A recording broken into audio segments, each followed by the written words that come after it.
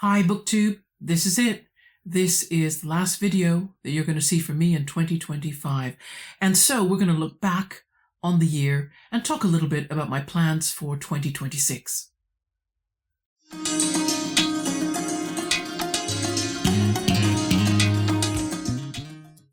I've been working on the script for this video on and off since the end of November, and I just did the last few edits in the minutes before I sat down in front of the camera. So what you're watching right now, it's definitely my last word about 2025 and 2026. So I'm going to put a slide on screen. Ta-da! This is the results of my year so far. So I think what you might remember is that I had an 18,000 page goal for the 14 months. Now, I actually reached that magic number by the second week of December. And this is the first time, as you'll probably know if you've watched previous videos, the first time I've chosen a reading target in pages instead of counting books. And I'm never going back. No way.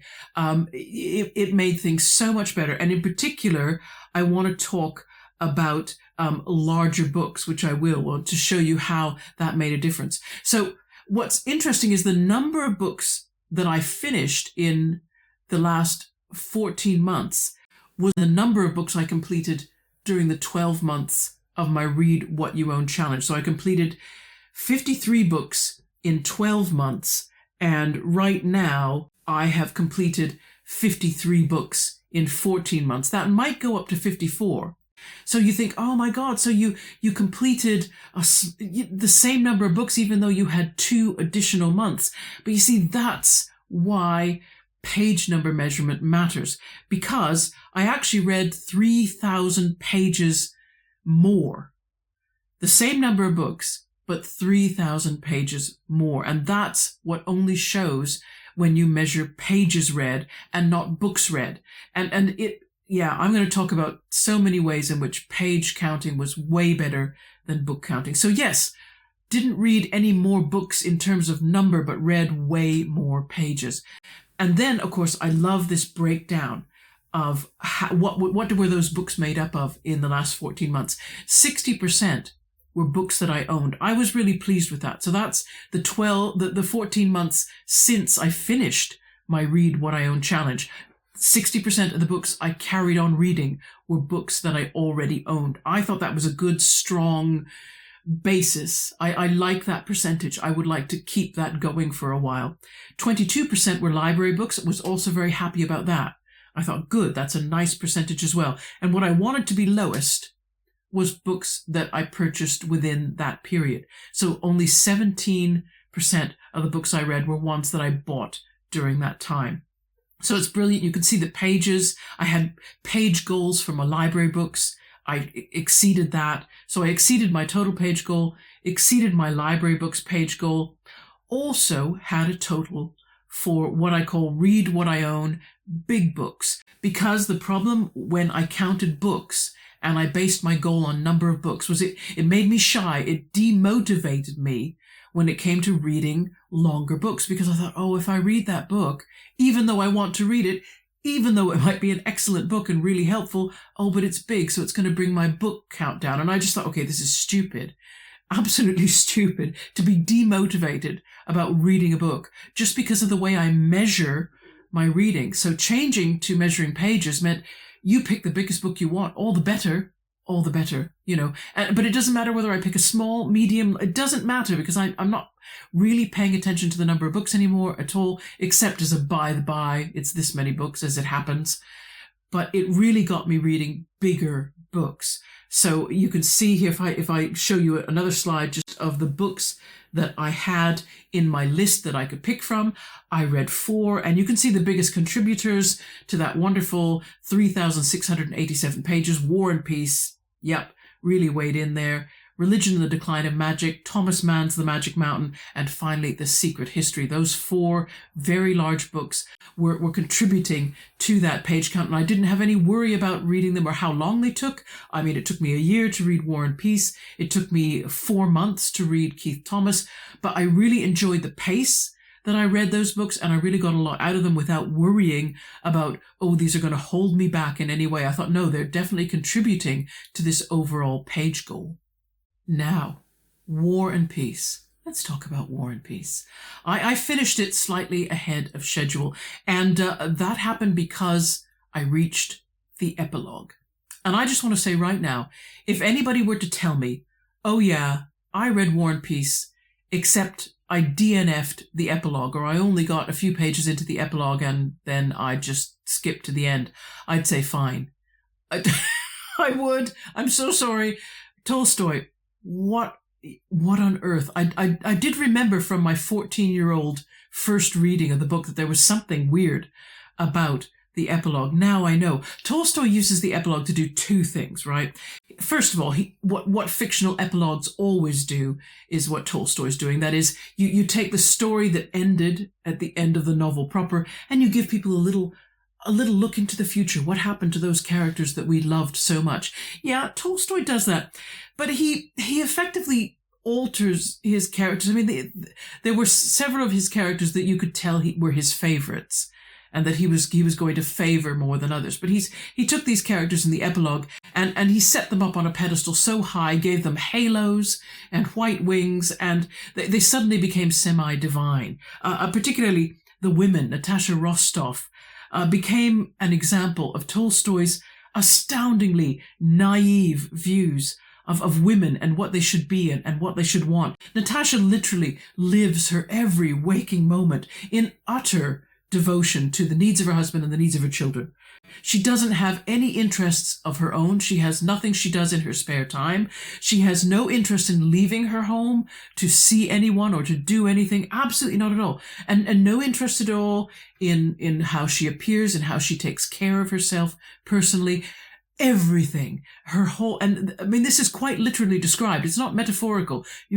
I should have kept a section to read you out because it literally made me nauseous, and I shouted at the book a couple of times. I just couldn't believe that any man could believe that another human being, I don't care, how their anatomy is arranged, that any human being could completely and utterly exist for other people and not have any existence of their own, any opinions of their own, any time that they might want for themselves at all. I just thought it was like the view of a 3-year-old. When children are so small, they don't understand that their mother is a person and gets tired and has limitations and, or can become exasperated and overwhelmed by the circumstances that she's trying to deal with. A little one doesn't understand that. Their mother is just this divine outpouring of everything that they could ever possibly need, even things they haven't thought of yet. That the mother is not human in the way they are human.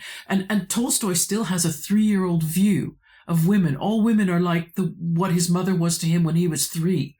And I just couldn't believe that a man could get to his age and be thinking like that.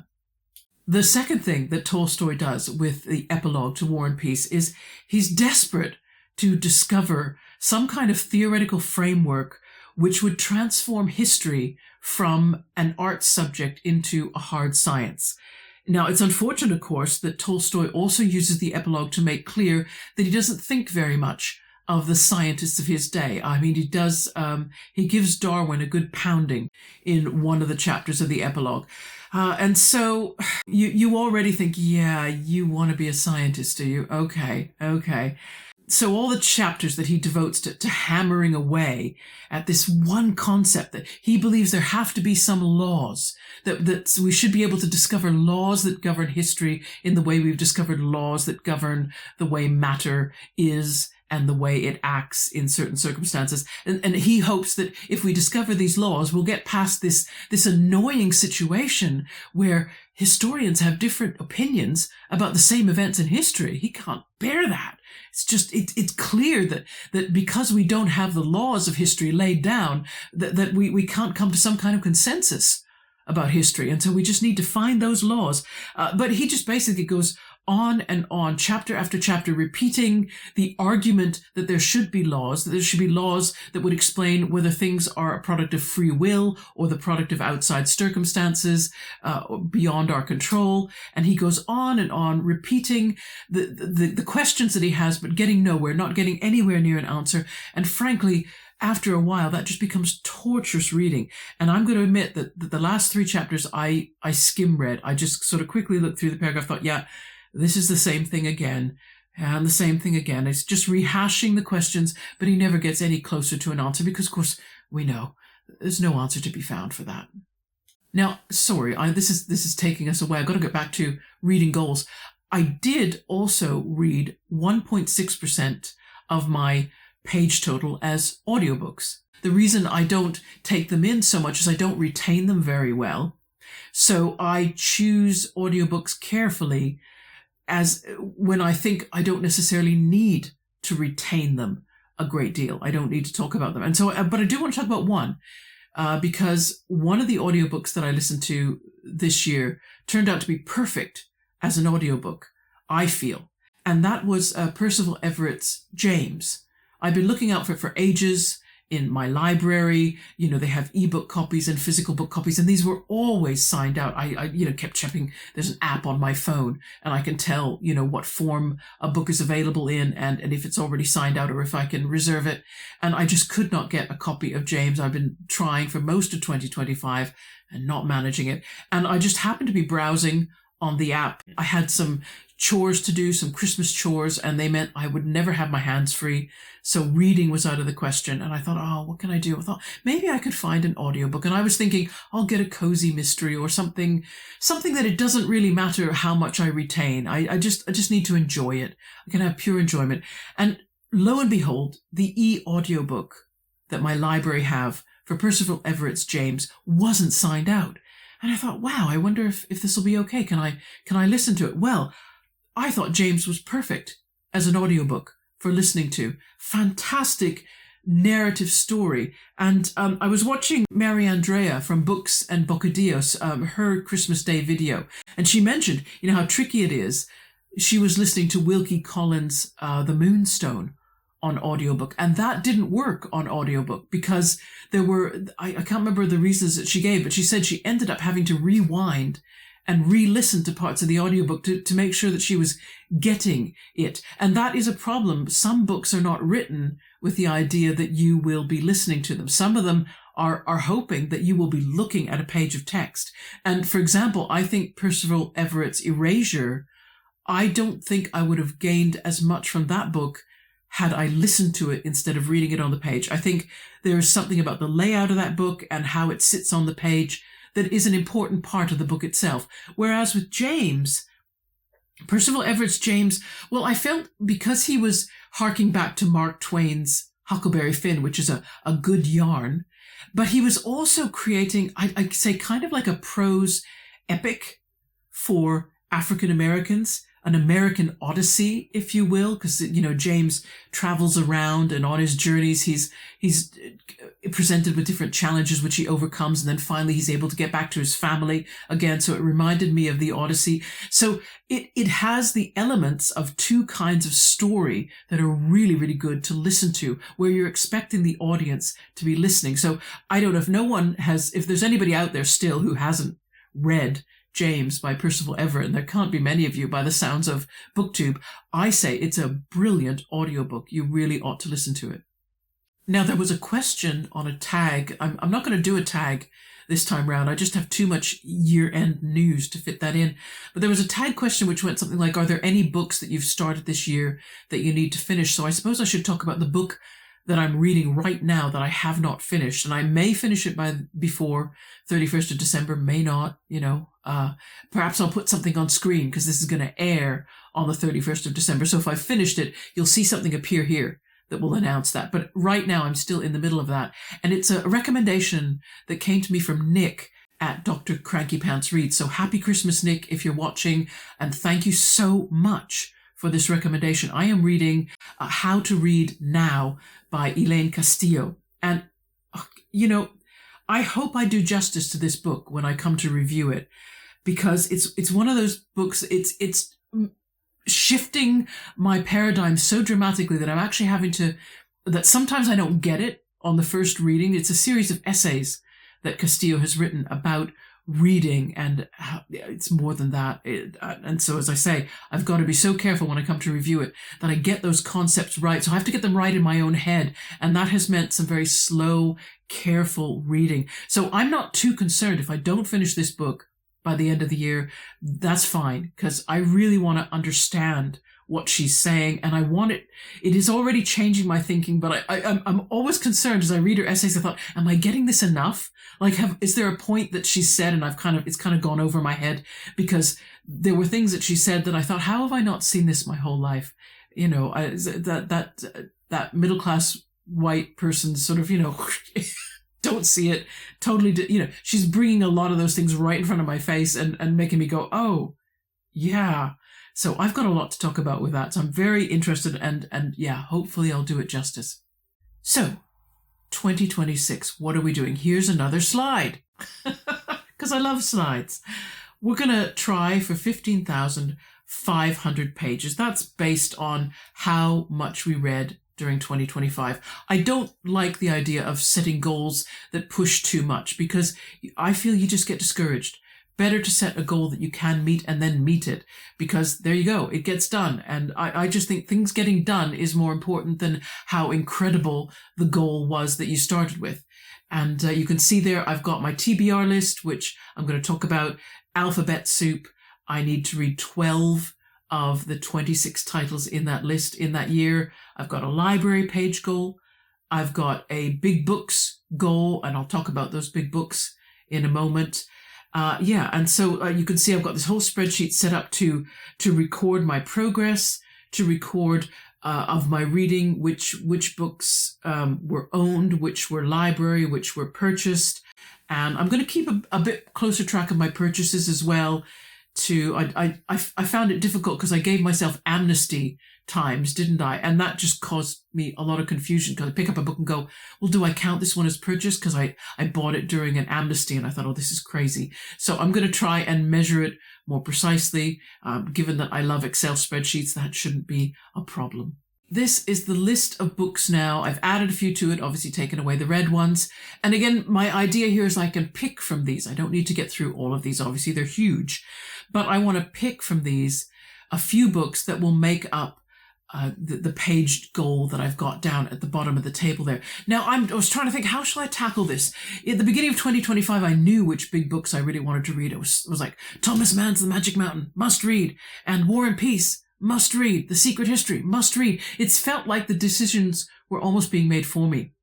But this time around, I'm not so sure. So I'm thinking I could take one of two approaches on this. I could, from this list of books, read the ones I think I've owned the longest. And that would be Labyrinth by Kate Moss, The Rise and Fall of the Great Powers by Paul Kennedy, and A Brief History of Seven Killings by Marlon James. I've started Marlon James twice just to read, sampled the first 10 pages and thought, okay, the prose in this is not going to be easy. And so that book has always kind of scared me a little bit, but I thought, no, I want to read it. I want to read it. So that one, that's why it sat around a long time, because I've been intimidated by it, and I shouldn't be. I should just get on in there. Or the other approach I could take is I could read the three books that, as it happens, they are drawing me a little bit. So here's the ones that are pulling on me right now, and they're related in a way. The first one is The British Are Coming by Rick Atkinson, and that was recommended to me by Brian at the Bookish Texan. He recommended Rick Atkinson's second book in the series, but I thought, well, I need the first one. I really do. There are big chunks of American history. Believe it or not, in Canada, in schools in Canada, they did not teach American history at all. I think that was deliberate. They taught us Canadian history. They taught us a little bit of English and European history, but not very much, frankly. Actually, I don't know. You could say, really, they just taught us Canadian history and then left us to ourselves. So now you know, in the 70s, most Canadian school kids knew absolutely nothing about history outside of Canada, and our Canadian history was pretty sparse as well. But be that as it may, I'm reading nonfiction, so we can fix that. So we're going to fix our big gaps in American history and read The British Are Coming. Now, as a follow-on to that, I really want to know more about the War of 1812, because the person who watches television, this is their this is their subject that they love to read about in depth. And so I really don't know it. And I've got a copy of The War of 1812, The History by Pierre Burton, who is a Canadian historian, who obviously had better history education, maybe when he was growing up than I did.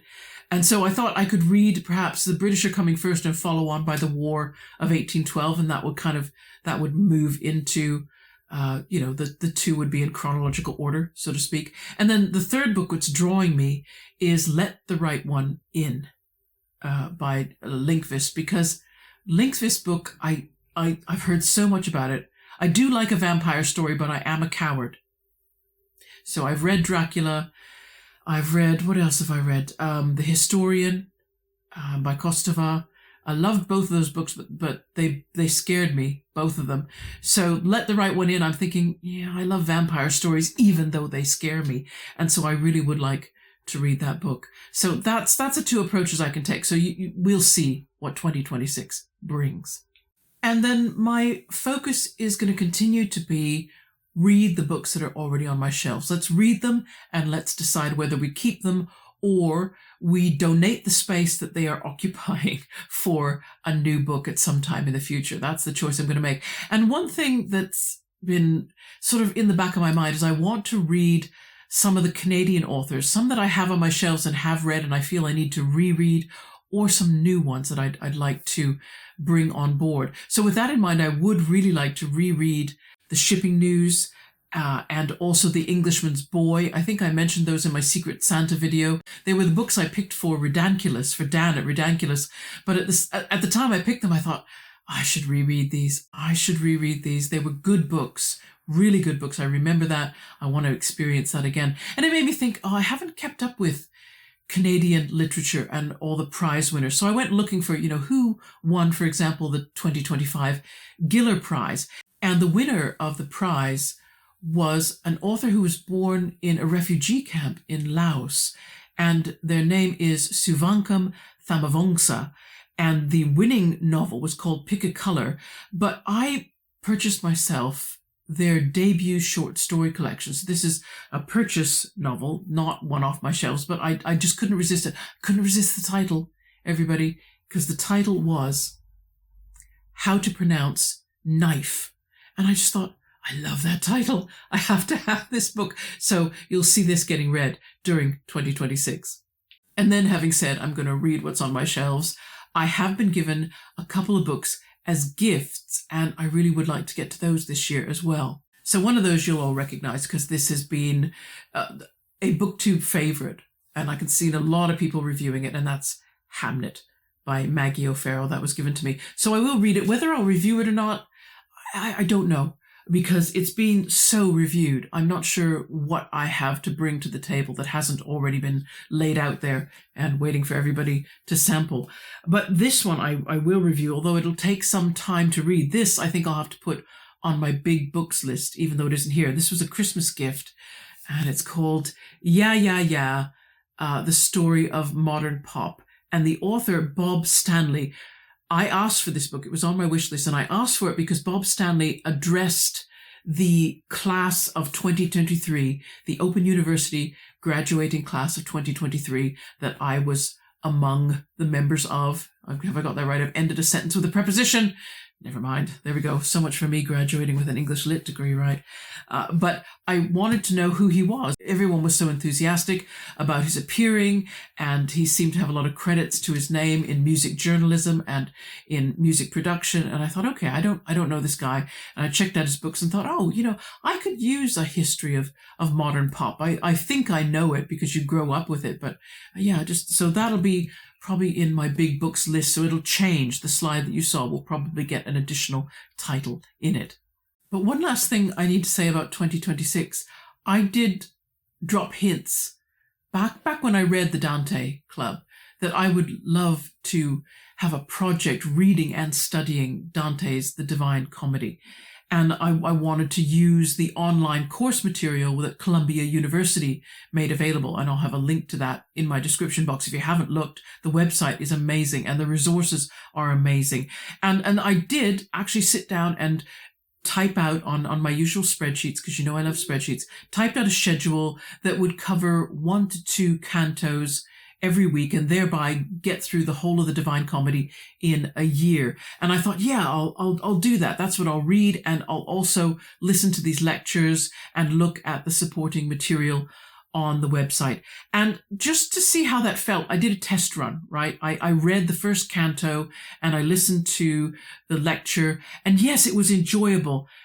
But the problem was, it was so difficult for me to resist going right into all the depth that was available on the website and through the lectures. The lecturer would casually mention something like they went through what works, ancient classical works, Dante could have and could not have read. And this was news to me. I had no idea. And of course, they mentioned, obviously, Virgil's Aeneid, Ovid's Metamorphoses as works that he would have read, but they said he wouldn't have known ancient Greek, and therefore he wouldn't have read Homer. And I thought, oh, right, he wouldn't have read Homer. Wow.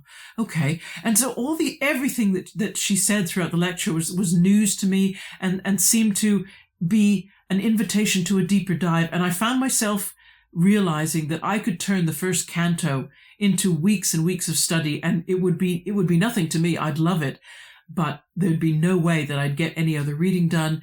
There would be no way that I'd finish Dante's Inferno in 1 year. So I backed up, because I thought, wait a minute, what do you really want to do with 2026? Do you want to do this project? Because to do it the way I think you want to do it means doing it in a way that would preclude any other reading or making any other content for BookTube. It felt like I was re-enrolling myself in university in a way. And I thought, yeah, wait a minute. I can see you want to do that. And it's not that I won't still do it, but I could see myself thinking, no, I really want to get more of reading done, especially reading more books off my shelves. That's what I really want to do. I want to kill off more of those books. I do want to study Dante, but I could tell that, having sampled the project, that my heart was saying, no, this isn't what I want to do right now. So that's going to go on ice, and I'll re-examine when and how I might tackle that later. And I realized I forgot to mention TBR lists. I also finished the last book, the 18th book in my winning titles TBR list on Christmas Day. Because it was very quiet Christmas Day. There's just me and the person who watches television, so that's very easy to prepare for and easy to deal with. So I had reading time. So I finished that last book, which you'll get a review of in January. It means I can start my new TBR list, which is 26 books long. And I'm giving myself 26 months to complete it, in line with my concept that a TBR shouldn't take up too much of your reading time. It should be easy to do slowly while getting other books read. So I'm going to be reading 12 of those 26 books between now and the end of 2026. And I'm very excited, looking forward to getting that list started. I don't even know which book I'm going to start with, but you'll find out, because you'll probably hear about it in either January or February in a review. So I think that covers everything. I feel like I've been all over the shop there, sort of back and forth between 2025, what we're doing in 2026, But yeah, there was so much to say. I didn't even comment on any of the books that I finished, that I could have mentioned how much I enjoyed them. But we'll save that for the reviews, and we'll save that for the new year. So everybody, Happy New Year whenever it gets to you, and I hope you have an amazing reading year in 2026. And until I see you then, take care. Bye-bye.